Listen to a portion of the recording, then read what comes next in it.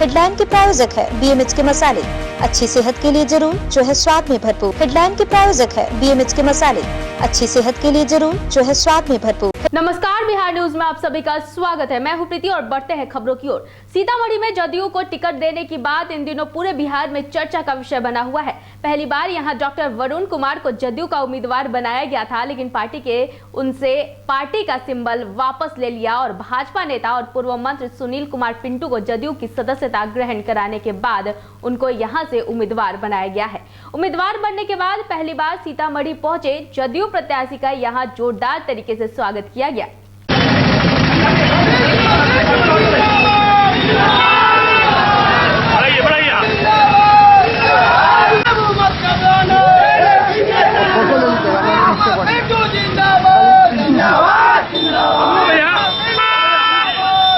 मैं जनता के विश्वास पर, मैंने अगर 4 बार सीतामढ़ी विधानसभा से जीता है उन्हीं के विश्वास पर, और इस दफा भी पार्लियामेंट सीतामढ़ी की जनता जीतेगी अपना तीर छाप पर मोहर लगाकर।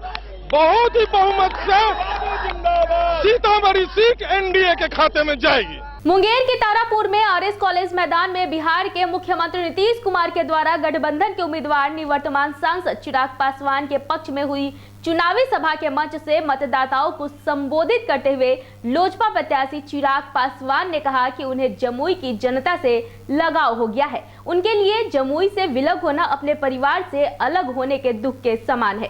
उन्होंने जनता को विश्वास दिलाया है कि जो भी कमियां उन्हें महसूस हुई है वो उन्हें आगे से नहीं होने देंगे। उन्होंने आगे कहा कि यह उनका सौभाग्य है कि देश के प्रधानमंत्री नरेंद्र मोदी और बिहार के मुख्यमंत्री नीतीश कुमार का स्नेह उन्हें जमुई की विकास योजनाओं के माध्यम से मिलता रहा है।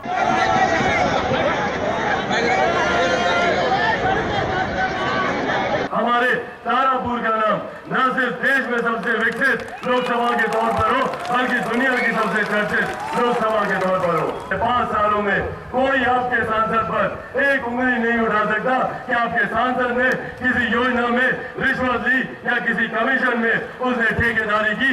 इस बात का गर्व आप लोगों को देकर जाना चाहता हूँ। तारापुर को छोड़कर अलग होना से आने वाले 5 साल नहीं 50 साल तक इसी तरीके से मेरा साथ दें। बाढ़ अनुमंडल की सहायक पुलिस अधीक्षक लिपि सिंह ने लोकसभा चुनाव शांतिपूर्ण संपन्न कराने के लिए अपराधियों और असामाजिक तत्वों के खिलाफ कठोर कार्रवाई की प्रक्रिया शुरू कर दी है, जिसमें अब तक बाढ़ अनुमंडल अंतर्गत विभिन्न थाना क्षेत्रों से 82 असामाजिक तत्वों के खिलाफ CCA 3 के तहत कार्रवाई की गई है। इस संदर्भ में ASP लिपि सिंह ने बताया कि शांतिपूर्ण तरीके से चुनाव हो, इसके लिए अपराधियों पर सख्ती का दौर जारी है। वहीं जमानत पर छूटे अपराधियों पर बिहार क्राइम कंट्रोल एक्ट के तहत कार्रवाई की जा रही है, जबकि जेल में बंद कुख्यात अपराधियों के खिलाफ CCA 12 के तहत कार्रवाई की अनुशंसा की गई है। CCA 12 के तहत की जाने वाली कार्रवाई के बाद जेल में बंद अपराधियों को 1 साल जेल में ही रहना होगा। CCA की कार्रवाई 2 तरीके के लोगों पे हो रही है। तो CCA 3 है, वो उन लोगों के लिए है जो अदरवाइज आपराधिक या तो इतिहास रहा है और चुनाव में गड़बड़ी उत्पन्न करेंगे, या फिर वो जो बेल्ड आउट हैं और जिनसे शंका है कि किसी ना किसी तरीके से वो फ्री फेयर इलेक्शन को हैम्पर करेंगे। तो एक तो CCA 3 की कार्रवाई की गई है, तो 82 लोगों पे हुई है, और एक CCA 12 की कार्रवाई है, वो उन लोगों के लिए है जो ऑलरेडी जेल में हैं और बेल के लिए अप्लाई किए हुए हैं, जिससे कि उनके बाहर निकलने से जो है समाज में जो है भय फैलेगा और जो हमारा इलेक्शन है उसको हैम्पर करेगा। तो CCA 12 के अभी तक हम लोगों को 4 प्रपोजल मिले हैं। इसके अलावा ये किया जा रहा है कि जो 107 का जो प्रक्रिया है लोगों पे, तो हम लोग बहुत ही हायर डिनोमिनेशन पे बाउंड डाउन कर रहे हैं, मतलब जो और गवर्नमेंट सिक्योरिटी के साथ में बाउंड डाउन किया जा रहा है, जिससे कि अगर वो लोग उल्लंघन करते हैं तो फिर उन पे कार्रवाई स्ट्रिक्ट हो।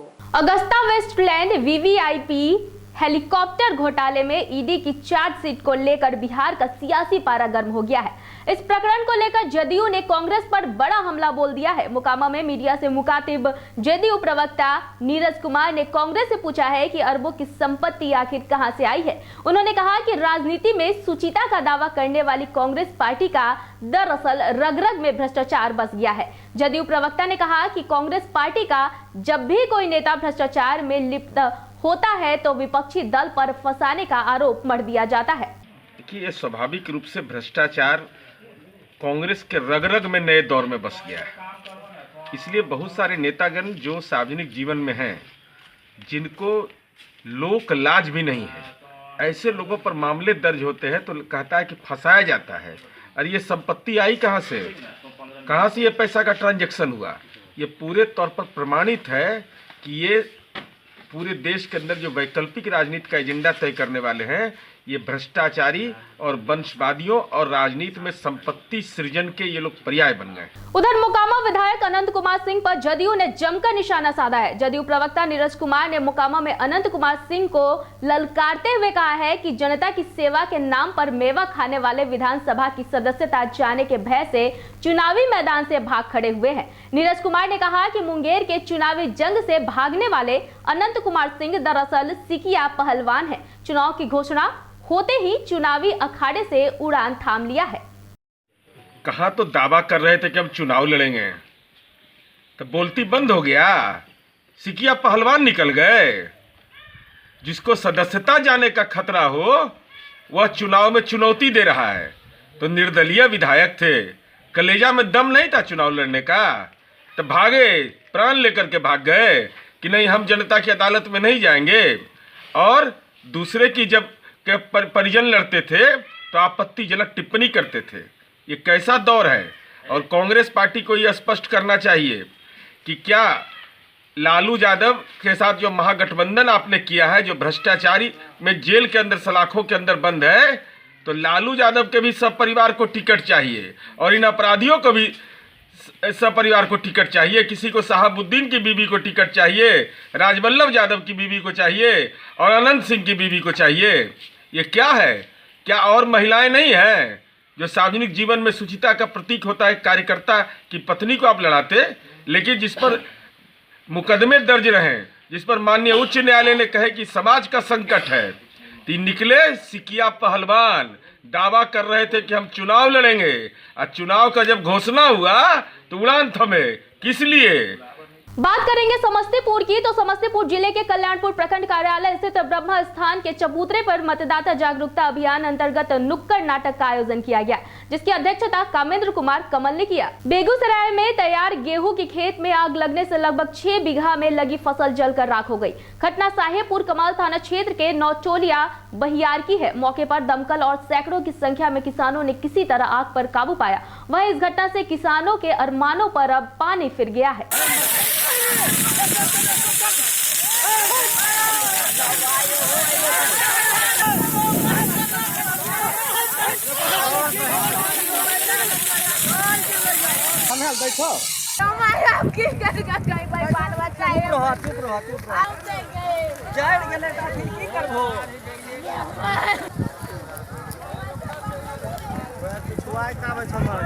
मुजफ्फरपुर जिले के सरैया प्रखंड में स्वीप कोषांग के तत्वाधान में मतदाता जागरूकता अभियान चलाया गया, जिसमें ICDS के द्वारा क्षेत्र के दुकानों में मतदान के प्रति लोगों को जागरूक करने को लेकर विशेष प्रिंटिंग के बैग उपलब्ध कराए गए हैं, जिसके माध्यम से लोगों को अधिक से अधिक मतदान के प्रति जागरूक किया जा सके।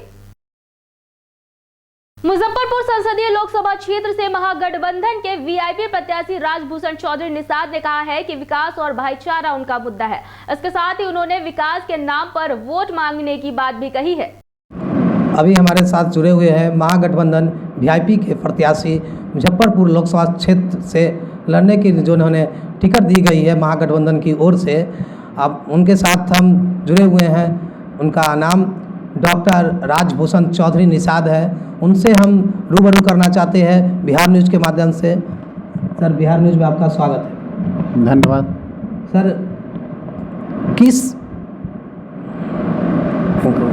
किस आधार पर आप मुजफ्फरपुर में चुनाव की बिगुल फूकिएगा और किस आधार पर प्रत्याशी होने के नाते जनताओं से रूबरू कीजिएगा?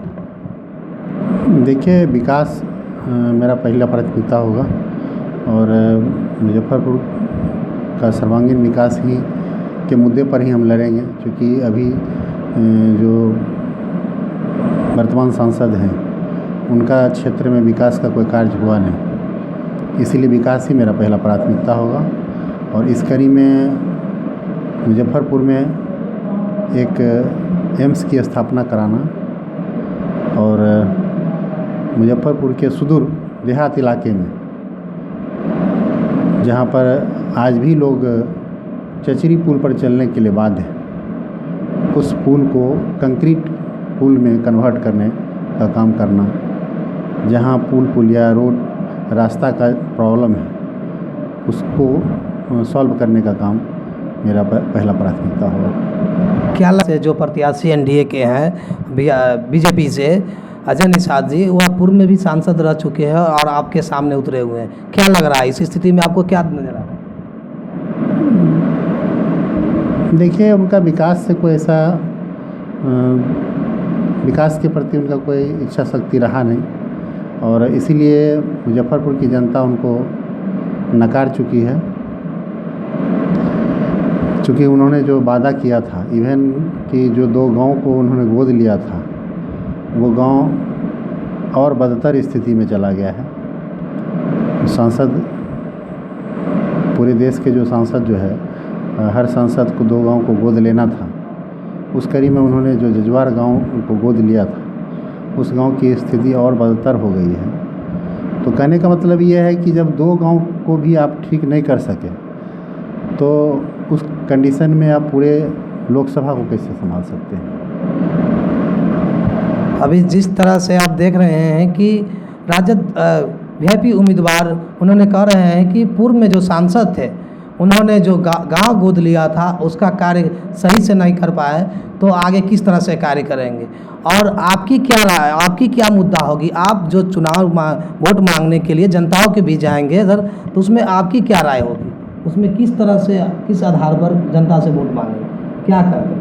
बस विकास और सामाजिक भाईचारा, सामाजिक न्याय की बात करेंगे हम और सामाजिक न्याय के आधार पर ही हम वोट मांगेंगे। कुछ अलग विकास के नाम पर तो सारे लोग वोट मांगते हैं, एनडीए का भी कहना है कि विकास के नाम पर वोट मांगेंगे, आपका कुछ अलग ऐसा मुद्दा हो? नहीं, वो वोट मांगते हैं, हम विकास करके दिखाएंगे। इच्छा शक्ति है मेरे पास कि मैं विकास करके दिखाऊंगा और लोग को लगेगा कि कोई शिक्षित, कोई विज़न वाला आदमी है जो कि रियली अपने मजबूत इच्छा शक्ति के साथ मुजफ्फरपुर का सर्वांगीण विकास करना चाहता है। आप ये बताइए, क्या लगता है जनताओं में आपकी प्रति क्या रुझान है, मतलब किस आधार पर आपसे लोग जनता जुड़ेंगे, ये बताइए। बहुत अच्छा एक्सेप्टेंस है, लोग मेरे से आगे चल रहे हैं। लोग जो है मुझे फ़ोन करके बुलाते हैं, बात करते हैं कि आपसे मिलना चाह रहे हैं, आप मेरे क्षेत्र में आइए, बहुत उम्मीद है आपसे। क्योंकि मेरे बारे में लोग जान चुके हैं कि मैं विकास करना चाहता हूं और मेरी पहली प्राथमिकता सिर्फ़ और सिर्फ विकास है। तो इसीलिए लोग मेरे मंशा को समझते हुए मुझसे बात करके मुझसे लोग मिलते हैं और वोटर आगे चल रहा है और हम लोग उनके साथ चल रहे हैं। आप देखें किस तरह से इनके प्रति जनताओं का क्या रुझान है, वो अभी वोट में देखी जाएगी और किस तरह से इन्होंने भी विकास के नाम पर और सामाजिक भाईचारे के नाम पर जनता के बीच जाएंगे और वोट मांगेंगे। बिहार न्यूज के लिए मुजफ्फरपुर से अरविंद अकेला।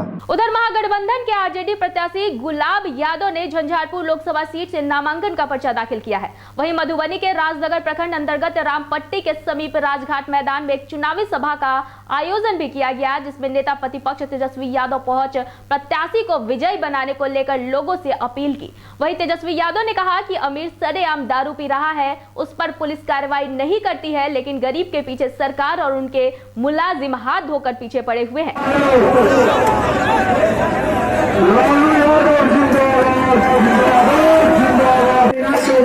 अपने मालिकों के बीच चले जाना। आज हम अपने मालिकों के बीच, आप लोगों के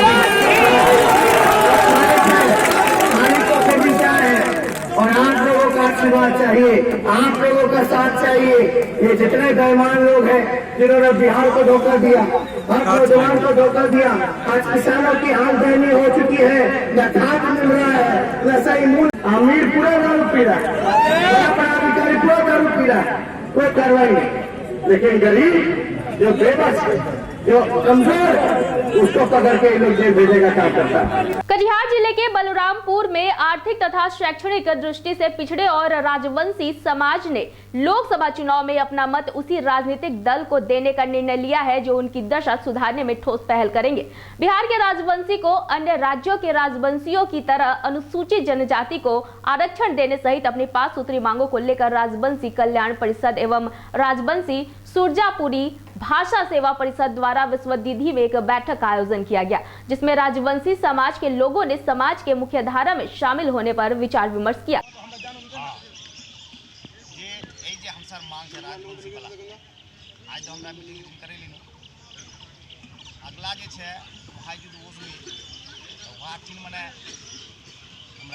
कि राजवंशी को अन्य राज्यों के भांति या एसटी का दर्जा दिया जाए।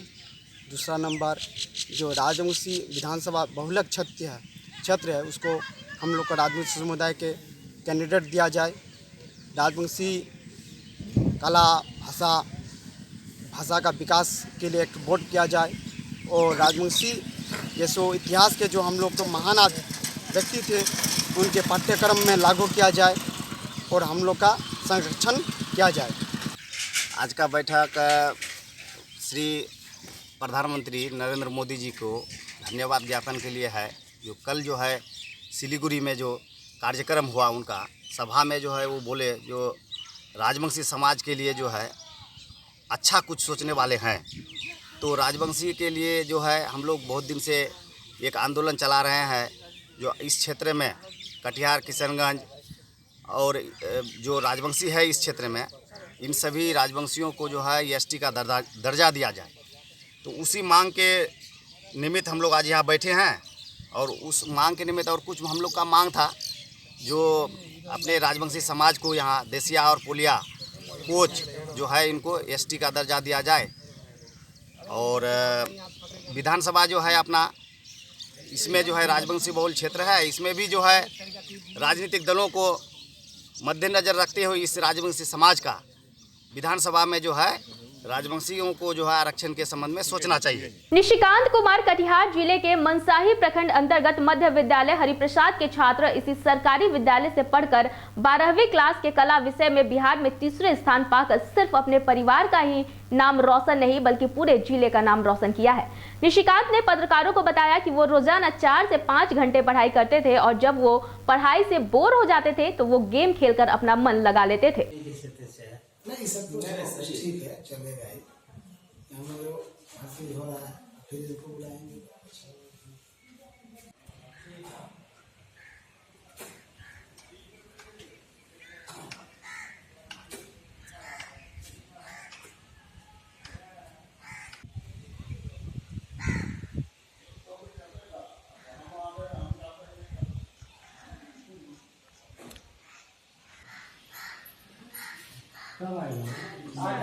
आ गया तेरा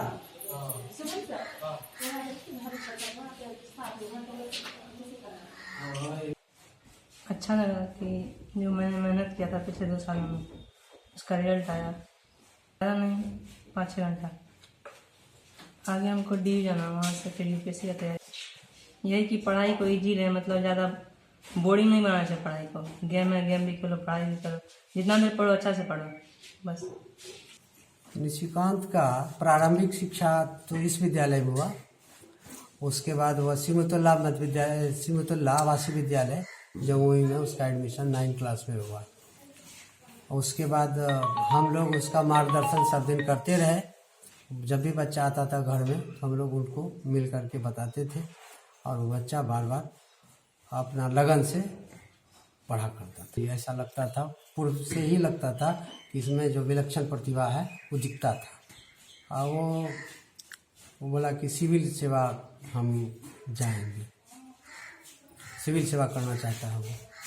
बहुत तेज था बच्चा, बहुत तेज है बच्चा। यहाँ पर भी पढ़ रहा था ना, बहुत तेज। हाँ, वो कह रहा है कि आने वाले दिन में हम तैयारी करेंगे। वो IPS कुछ चीज का तैयारी ऐसे करना चाह रहा है, IPS बनना चाह रहा है कि हम ऐसे पढ़ेंगे, आगे पढ़ेंगे, करेंगे। तो बोले जो करना है करो, तो वो जाने वाला है। तो हम लोग तो वीडियो सर के पास है, देख लीजिए, बहुत अच्छा है कि खूब हम लोग खुश हैं। कहलगांव थाना अंतर्गत मकसपुर पहाड़िया टोली के नजदीक रेलवे लाइन के किनारे एक लावारिस अवस्था में एक व्यक्ति का शव मिला है, जिसकी अभी तक पहचान नहीं हो सकी है। वहीं इसकी जानकारी रेलवे कहलगांव आरपीएफ को दे दी गई है।